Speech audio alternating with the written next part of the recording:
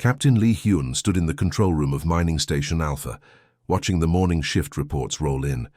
The numbers looked good today. They'd extracted more rare metals from Kepler 442c than any other colony in the sector. His workers were tired but happy. They'd all be rich when their contracts ended. Then the ground started shaking. What's happening? Park Soo, his chief engineer, grabbed the nearest console as the entire station rocked. Hyun checked the seismics.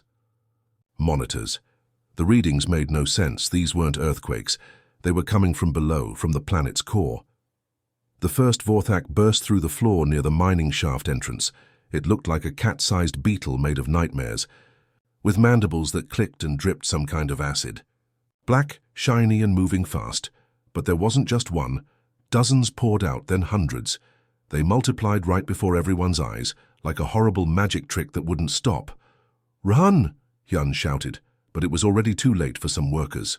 The creatures' razor-sharp mouths cut through protective gear like tissue paper.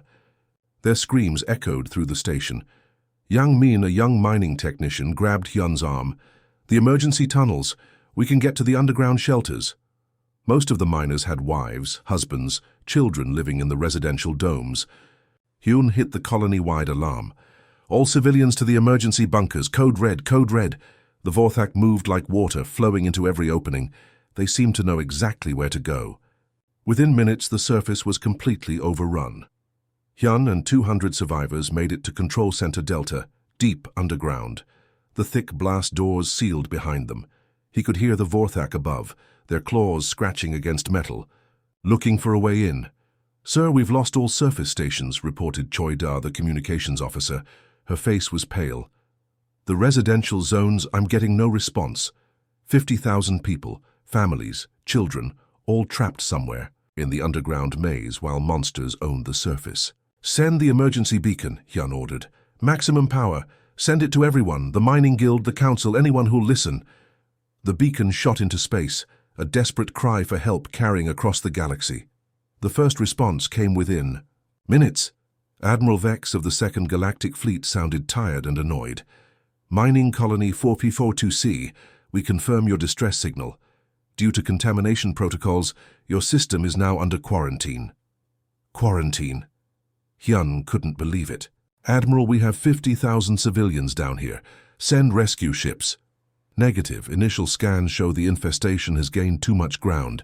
We cannot risk it spreading to other systems." "What does that mean exactly?" "It means we're sorry. Colonel, may your sacrifice save countless others." The communication ended. Hyun stared at the blank screen. "Sir," whispered Yang Min, "look at this." On the long-range sensors, 3 massive shapes appeared, Galactic Council ships. But they weren't coming to help. They were positioning themselves around the planet. These weren't rescue vessels. They were battleships. "They're going to blast us from orbit," Choi Da said quietly. "Burn everything to make sure the Vorthak don't spread." Hyun closed his eyes. He'd served the Council for 20 years. He knew their tactics.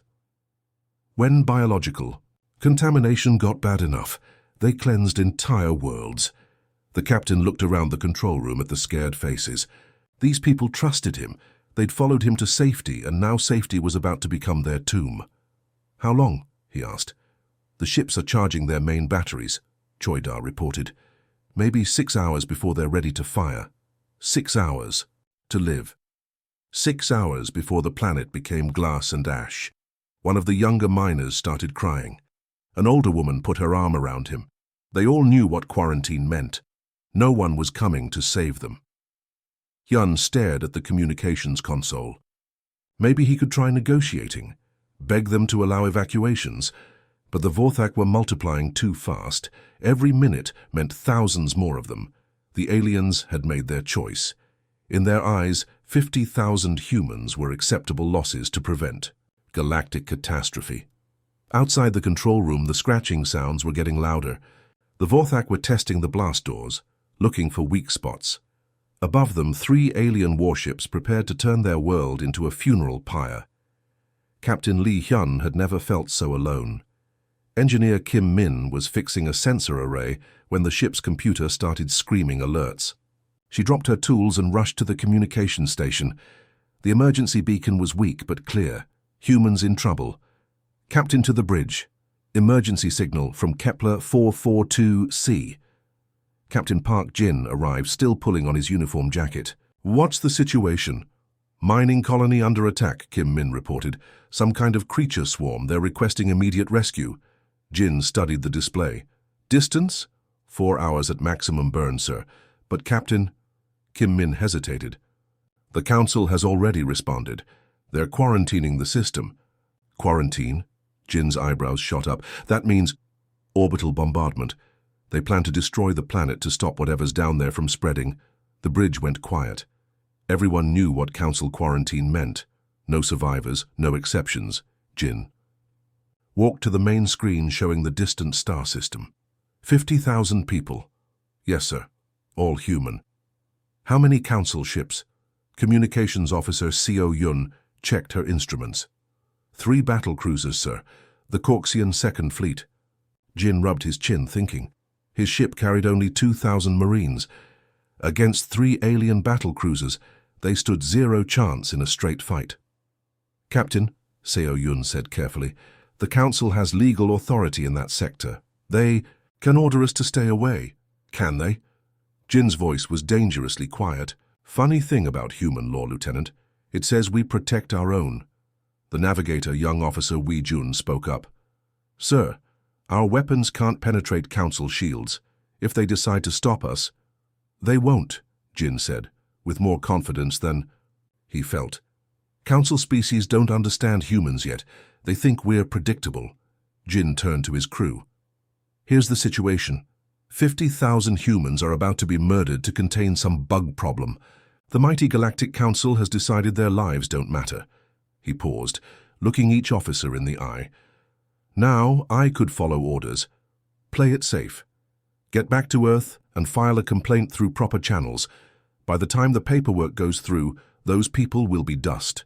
The bridge crew exchanged glances. They'd served with Jin for 3 years. They knew that tone. Or, Jin continued, we can remind the galaxy that humans don't abandon each other. Ever. Seo Yun straightened. Orders, Captain? Kim Min, I want. Everything the engines can give us. Full burn to Kepler 442c. Seo Yun, signal the fleet that we're responding to a human distress call. And if the Council objects? Asked Wee Jun. Jin smiled coldly. Then they can object at light speed. As the ship's engines roared to life, pushing everyone back in their seats, the long-range communications crackled. A deep, gravelly voice filled the bridge. Human vessel Terra's Revenge. This is Admiral Corks of the Second Fleet. You are approaching a quarantined system. Change course immediately. Jin gestured for the comm channel. Admiral Corks, this is Captain Park Jin. We have received a distress call from human civilians. We are responding. No, the alien's voice was firm. This system is closed. The contamination cannot spread. For the greater good, those colonists must be sacrificed. The greater good? Jin laughed humorlessly. Funny how the greater good never includes your people, Admiral. Human reasoning is illogical. You risk your ship for dead people. Those people aren't dead yet, and they won't be if we can help. There was a pause. Human vessel, you cannot face 3 battle cruisers. Your ship will be destroyed. Maybe, Jin agreed. But Admiral, there's something you should know about humans. We don't quit. Ever. Even when we should. Kim Min caught Jin's eye and nodded. The jump to light speed was ready. Listen carefully, Admiral, Jin continued. I've got 2,000 Marines on this ship. They signed up to fight. They trained to fight. And they really, really want to fight. Anyone who threatens human civilians. Another pause. You are bluffing, human. Your species values individual life too much to... Get your ships out of our way, Admiral. Last warning. Or what? The alien sounded amused. Jin's voice dropped to a whisper. Or you'll learn why every smart civilization runs away when humans get angry. He cut the transmission and settled back in his captain's chair. Take us in, Kim Min. Time to show them what humans do when we're backed into a corner.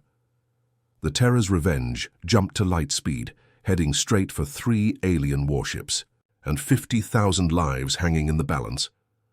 In the engine room, Kim Min pushed the reactor to dangerous levels.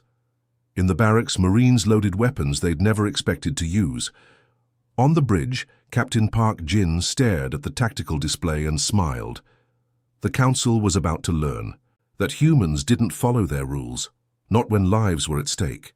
Staff Sergeant Choi Han strapped himself into the drop pod, his heart pounding with adrenaline. Around him, 12 Marines checked their gear one last time. Outside, space was black and cold. Below them waited hell. 5 minutes to drop, came the voice of Corporal Lee Soo over the comm. Everyone ready? A chorus of "Hurrah!" filled the cramped pod. These men and women had trained for this moment. They'd heard the stories. Civilians trapped underground, creatures overrunning the surface. 50,000 people waiting to die, not on their watch. The Terror's revenge shuddered as another council ship fired a warning shot. Captain Jin's voice crackled over the comm. Marines, we just bought you some time. The council fleets are backing off, but not far. Make this count. Han closed his eyes and thought about his sister. She was a teacher on Earth, working with kids who loved her stories about space. What would she say if she knew these monsters were killing children? Launch sequence initiated, the ship's computer announced. 2,000 drop pods shot from the Terror's revenge like bullets. They screamed through atmosphere, glowing white-hot from friction. Inside, Marines gritted their teeth against the crushing G-forces. Han's pod hit first. He kicked open the door before the smoke cleared, rifle ready. What he saw made his stomach turn. The ground moved. It wasn't soil anymore. It was a carpet of black chitinous bodies. Vorthak. Thousands of them, all turning toward the impact site with clicking mandibles. Contact, he shouted into his comm. Targets everywhere. The first Vorthak rushed him. Han put 3 rounds center mass, watching the creature's acid blood spray. Behind it came 10 more, then 20. Light it up, he ordered. Private Yang Su appeared beside him, her flamethrower roaring. The Vorthak screamed, a sound like breaking glass mixed with dying animals. They burned but kept coming. More pods crashed around them. Marines poured out, forming a perimeter. The air filled with gunfire, explosions, and the alien shrieks of dying monsters. Han ducked as a Vorthak leaped at his face. Corporal Kim Do clotheslined it mid-air, then put his boot through its skull. Green acid splattered everywhere. These bugs are tough, Do shouted. So are we. Han replied, reloading.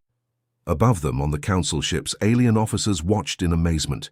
These humans were using chemical firearms, explosive projectiles, fire, ancient weapons that should have been useless against modern threats. But the humans weren't losing. Impossible, whispered Admiral Corks to his tactical officer.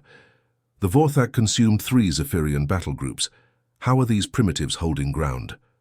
On the planet's surface, Yang Su advanced through burning Vorthak corpses. Her squad moved. Like wolves covering each other, never stopping. When her flamethrower ran dry, she switched to her rifle. When that ran out of ammo, she pulled out her combat knife. A Vorthak the size of a small car charged her. She dodged left, slammed the knife into its eye socket, and rode it down as it died. Alpha Team report, Han's voice came through static. Tunnel entrance secured, Yang Su replied, wiping alien blood from her armor. No contacts, ready to move underground. Roger. All teams, Phase 2 is go. Find those civilians. The Marines regrouped and vanished into the underground tunnels. Behind them, the surface was littered with Vorthak bodies. Human casualties were surprisingly light. In the deepest tunnel, Wee Jun's squad found something that made them pause. Scratch marks on the walls. Not random, there was a pattern. The Vorthak had been writing something. What's it say? Asked Private Nam Ho. Wee Jun shook his head. Nothing good. Keep moving. They found the first group of survivors huddled in a maintenance shaft. 30 miners, terrified but alive. A woman rushed forward, tears streaming. Thank you, she sobbed. We thought no one would come. We don't leave people behind, Wee Jun said simply. Can you walk? The evacuation began. Marines guided groups of survivors toward extraction points, while others held the tunnels. The Vorthak kept coming, pouring from cracks in the walls like a living nightmare. But something had changed. The Marines weren't just winning, they were advancing. Every tunnel they cleared stayed clear. Every position they took held firm. The council ships. Sensors showed impossible readings. The human casualties were minimal. The Vorthak, creatures that had destroyed entire star systems, were being systematically wiped out. How? Admiral Corks asked his aide. Their weapons are inferior. Their armor is primitive. By all calculations, they should be dead. The aide watched his screen where human soldiers fought with a fury that defied logic. Perhaps, Admiral, their calculations are different from ours. Down in the tunnels, Choi Han found the main colony. Bunker. Inside, Captain Lee Hyun waited with the remaining survivors. You came, Hyun said, hardly believing it. Always, Han replied. Now let's get you out of here. As the last civilians were evacuated, the Marines prepared for extraction, but Yang Su had other ideas. Sir, she called to Han, I found something. The Vorthak aren't random. They're following orders. Deep in the planet's core, something was waiting, something big. The real fight was just beginning. Scanner specialist Moondar stared at her readings in disbelief. The numbers couldn't be right. She ran the scan again, hoping for different results. They got worse. Captain, she called, her voice shaky. You need to see this. Captain Park Jin hurried to her station. On her screen, a three-dimensional map showed the planet's interior. Red dots marked Vorthak positions. Most were on the surface or in shallow tunnels, but one cluster made Jin's blood freeze. Are those contacts near the core, he asked. 800 meters and closing, Moondar confirmed. Sir, they're not mining randomly. They're heading straight for the planetary reactor chamber. Jin's training kicked in. He'd studied planetary geology. Every world like this had a natural fusion core that kept it stable. If the Vorthak breached it, time estimate for breach? At current rate, maybe 2 hours. 2 hours until the planet cracked like an eggshell. Every human on the surface would die instantly. The explosion would be visible from neighboring star systems. Options? Jin asked. Engineer Kim Min looked up from her calculations. None good. We could try orbital bombardment, but we'd need to penetrate 30 kilometers of rock. Our weapons aren't designed for that. What about we go down? Sir? Kim Min's eyes widened. The deepest our equipment can go is maybe 5 kilometers. Beyond that, the pressure would crush our suits. There has to be a way. Jin paced the bridge. Outside, his Marines were still fighting Vorthak on the surface. They had no idea the real threat was below them. Moondar spoke up quietly. Captain, there is one option. Everyone turned to her. We could use our nuclear charges, she continued, set them deep enough to collapse the tunnels before the Vorthak reached the core. How deep? Kim Min asked. 20 kilometers minimum, maybe 30 to be sure. Kim Min ran the numbers. That's impossible. Our transport pods can't survive at that depth. The heat alone would kill anyone before they could set the charges. Jin stared at the display. 20,000 humans had already been evacuated. 30,000 more waited underground. 3 human ships floated in orbit, including his own. Against all that life stood a few dozen bug-like creatures digging toward the planet's heart. What if we modified the transport pods? Jin asked suddenly. Sir, strip out everything non-essential. Add radiation shielding. Overcharge the life support systems. Kim Min shook her head. Even then, it's a one-way trip. The heat and pressure would destroy any return capability. But someone could get deep enough to plant the charges? A long pause. Maybe if they moved fast. If they got lucky, if they didn't care about coming back. Jin closed his eyes. He'd commanded this ship for 5 years. These people trusted him. They'd followed him into hopeless battles before. But this was different. This was asking someone to die. How many volunteers would we need, he asked. For maximum success, a full engineering team. 8 people minimum. Jin nodded slowly. He picked up the ship-wide communicator. All crew, this is the Captain. Report to Hangar Bay 2 immediately, emergency briefing. 15 minutes later, every person on the Terror's Revenge stood in the hangar. Jin looked at their faces, young and old, scared and determined. His crew. The situation has changed, he began. The Vorthak aren't just attacking the surface. They're digging toward the planetary core. If they breach it, everyone dies, every human on this planet. He explained the plan: modified transport pods, nuclear charges, a one-way trip into the planet's burning depths. I need volunteers, he said finally. People willing to go down there and seal those tunnels. People who understand they won't be coming back. Silence filled the hangar. Then Sergeant Choi Han stepped forward. "I'll go." "Han, you're needed up here," Jin started to say. "Captain," Han interrupted, "I've got a nephew in those underground shelters. 8 years old, loves dinosaurs and space stories." He paused. "If someone doesn't stop those bugs, he dies." Private Yang Su stepped forward. "Count me in, sir." 1. By one, every Marine in the hangar stepped forward. Then the engineers, the pilots, the medics, everyone. Kim Min looked around in amazement. "Captain, that's the entire crew." Jin felt pride and heartbreak in equal measure. "I only need 8 volunteers." "Then pick 8 names from a hat," Yang Su said. "We're all going if someone has to." In the end, Jin chose based on expertise. Kim Min led the engineering team. Han commanded the security escort. 8 people who could give the mission its best chance. They worked for an hour modifying the transport pod, stripping life support down to basic systems, adding every piece of shielding they could find. As they prepared to launch, Kim Min activated her personal recorder. "Mom, if you're watching this, I hope you're proud. Tell Dad his little girl became an engineer like he wanted. Tell my brother." She paused. "Tell him humans don't quit, ever." The modified pod launched toward the planet's surface. Within minutes, it was beyond communication range, diving through rock and fire toward the planetary core. Jin watched from the bridge until the pod vanished from sensors. Around him, his remaining crew stood quietly. 2 hours later, sensors detected a massive underground explosion. The planet shook. For a terrifying moment, Jin thought they'd failed. Then Moondar shouted, "Seismic activity is stabilizing. The tunnels collapsed. The core is sealed." Cheers erupted across the bridge. They'd done it. The planet was safe. Jin activated the communicator one last time. His voice was steady, but his heart was breaking. "Mission accomplished. Colony secure. Tell Earth. Tell them 8 heroes saved 50,000 lives today." He paused. "This is Captain Park Jin of the Terror's Revenge, signing off." He cut the transmission and walked to the observation deck. Below, the planet turned peacefully in space. Somewhere, on its surface, 50,000 humans were alive because 8 others had died for them. That was the human way. It always had been. The footage spread across the galaxy like wildfire.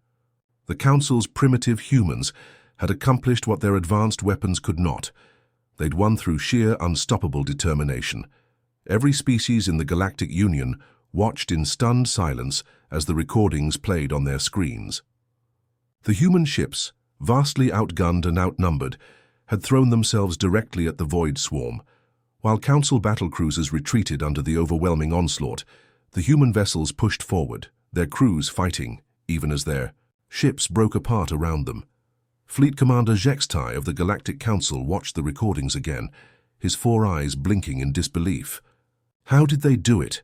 he asked his tactical officer, mandibles clicking with nervous energy. "They never considered retreat an option, sir," replied the officer, scrolling through battle analytics. "Every tactical analysis shows they should have withdrawn when casualties reached 15%. Instead, they escalated." Zhextai leaned forward, studying the footage. "Explain." "The humans lost their lead ship in the first wave. Instead of falling back to regroup as our doctrine demands, they accelerated. When communications went down, individual captains made their own decisions to press forward. When their weapon systems failed, The officer paused. "They rammed the enemy vessels."